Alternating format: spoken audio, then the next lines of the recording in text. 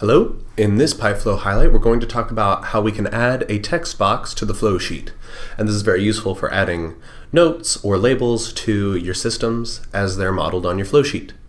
So to add a text box, we'll come over to our toolbox and we'll click the text tool and we'll click on our flow sheet where we want to place it. And you can see we now have a floating text box. And if we grab the select tool, we can select it and move it around, position it where we'd like. And over here in the property grid, we can input the text that we want to display on the flow sheet. You can see we have our chemical transfer system here.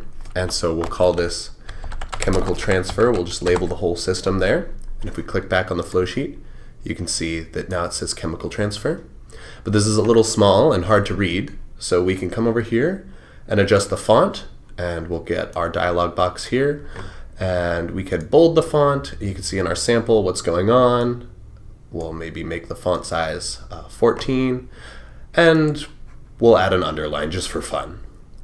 So we'll click OK, and you can see that our text box has updated on the flow sheet.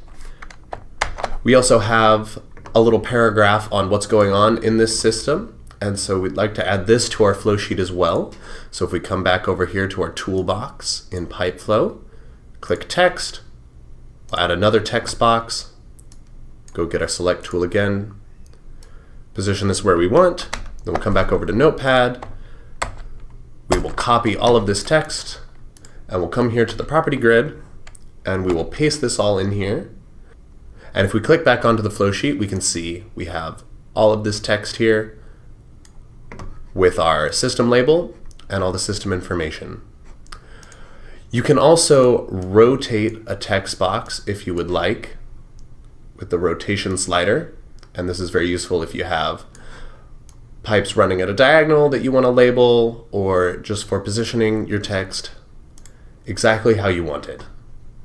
And with that, we have covered how to add and edit text boxes on the flow sheet in PipeFlow.